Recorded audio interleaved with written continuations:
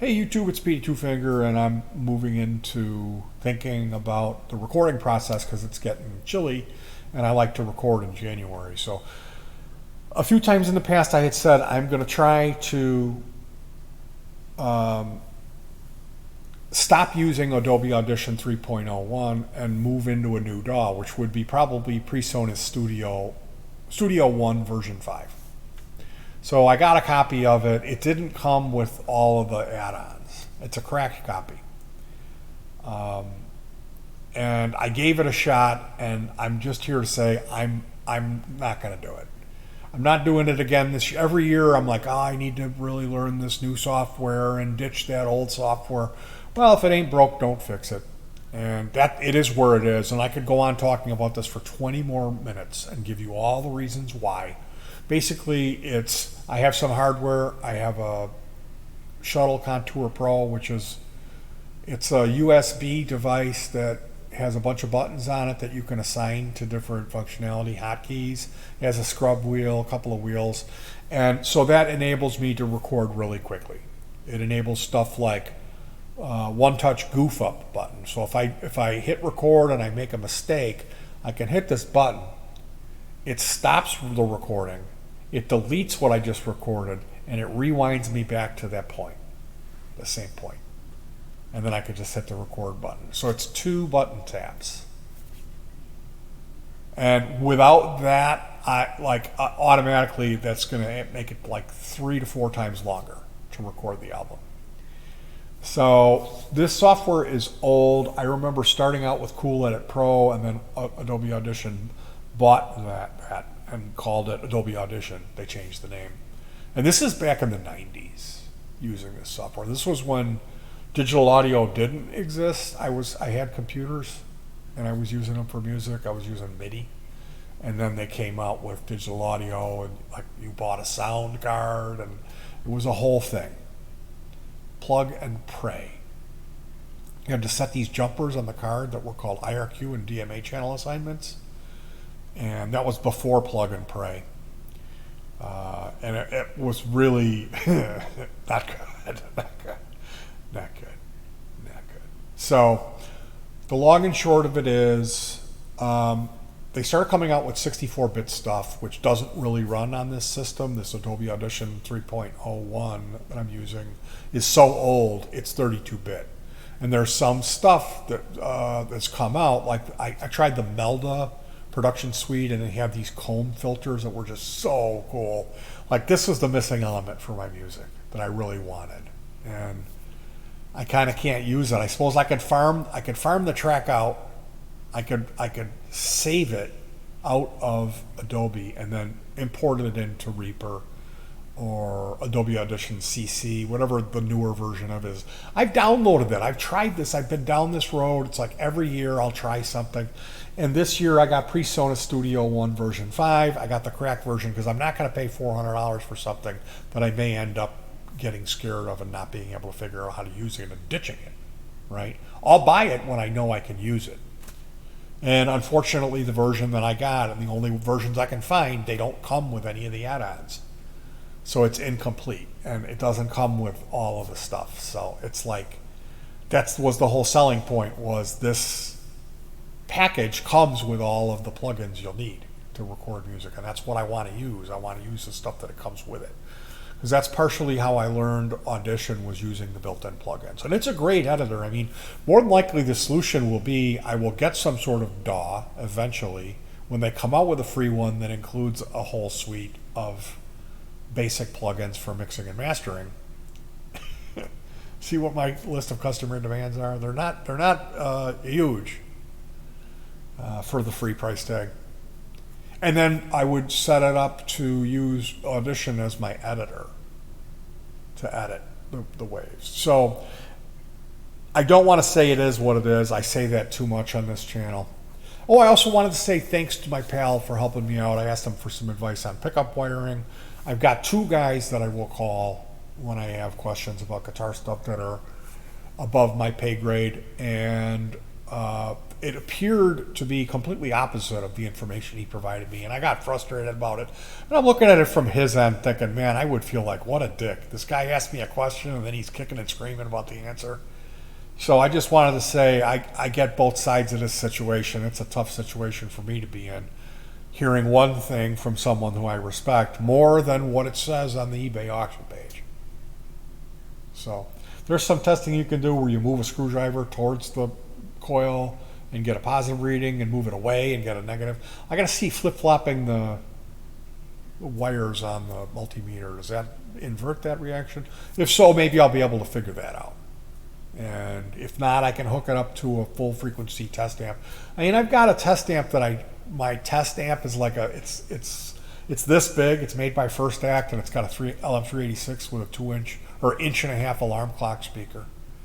And the thing with that test amp is you can kind of use it as an amp to test, is it working? Is it passing signal? Anything other than that, it's no good. Like if you build an EQ circuit and you go to test it, you spin the treble knob, you don't hear any reaction. Same thing with the bass, because the only thing you're going to hear reacting is a little bit of mid-range. This amp is such a piece of crap, because it's only mid-range itself. You get what I mean? So in this case, sometimes you got to get a little bit more of a full-range flat response speaker system, more of a hi-fi deal sometimes to test. And what I mean by that is, can I hear the interference if I move the pickup around when it's connected in reverse polarity? This might be what I need to do.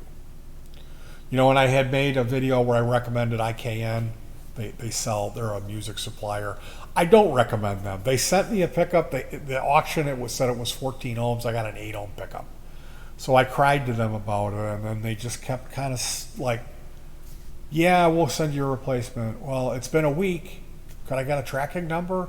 Oh, there was a mix-up at the warehouse again. So I guess the IKN warehouse, they're just riding around on unicycles, juggling with Looney Tunes music playing, because they sure like to blame the warehouse. And they emailed me on Friday and said, oh, we'll look at Monday. Monday goes by, nothing. I email them on Tuesday, nothing. Wednesday, oh, here's a tracking number that we just printed up. Well, thanks. I bought it from them because of the 4-day shipping. So I do not recommend IKN. I don't recommend them. If you need replacement pickups, Guitar Madness, that's the guy. You can find him on eBay.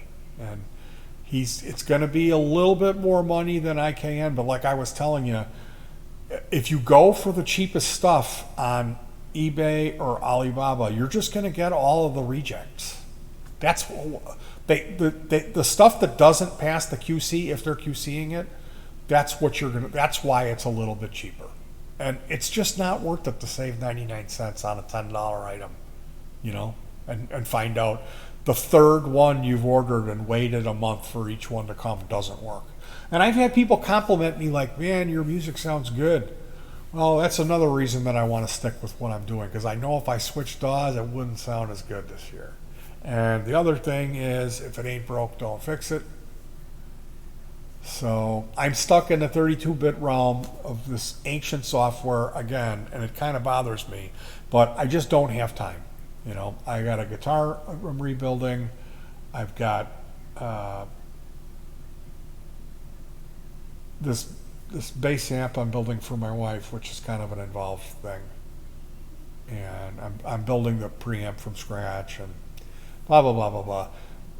Then I've got there's this incredibly silly spring thing that I'm building, which is a noise box that I just keep getting more and more ideas and more adding onto it. So that's a real lot of work.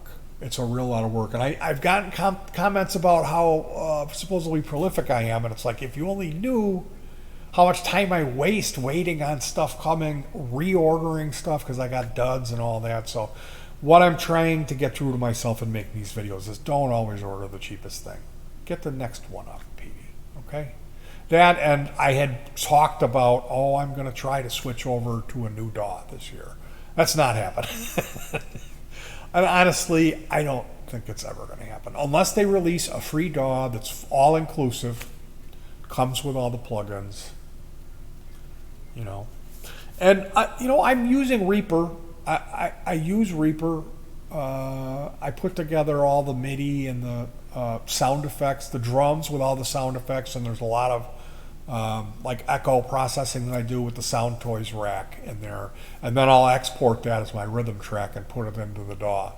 And then I lay down the guitars and the basses, and then it's kind of a little dance I do. I've got that Shuttle Pro, which is a remote. It's a USB remote, and it's covered in hotkeys and scrub wheels, and this enables me to do things like one-touch record, and then when I screw up, there's another button that it's got the money symbol on it.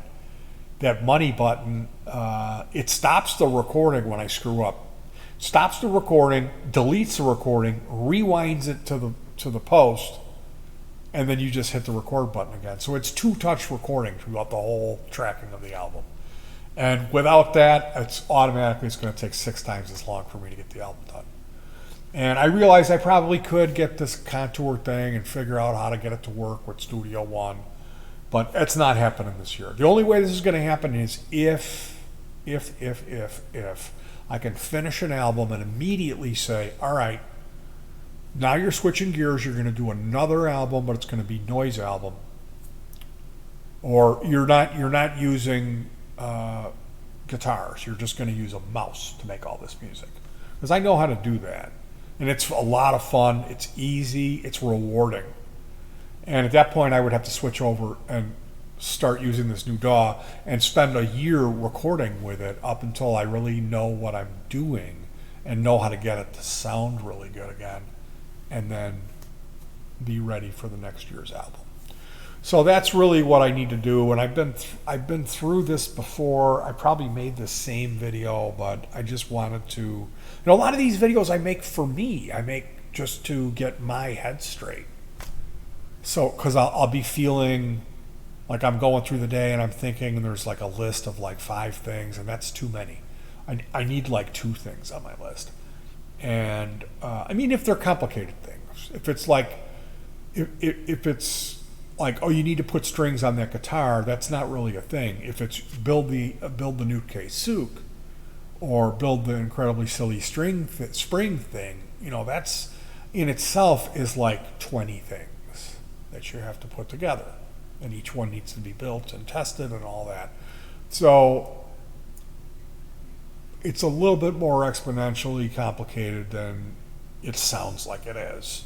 And that's why I get goofy. But for me to go through my day, I need to like wake up, get myself feeling okay, which means like eat something, take my pain pills, get my bathroom trips taken care of, because I get bad gut. I got all this discomfort in my gut. And then once I'm feeling good enough, like around 5 o'clock, then I can maybe get some work done.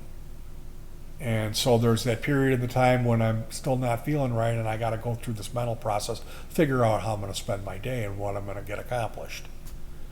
So making a video like this can get me out of a place where I have no idea what I'm going to do because I'm overwhelmed. And then, okay, you know exactly what you need to do. You set it on camera, get off your ass and go do it. See how that works? All right, you guys, thanks for joining me. I guess I'll call this video how to get something done if you're Petey. All right, take care of yourselves. Try to stay warm, hug your pets, and peace.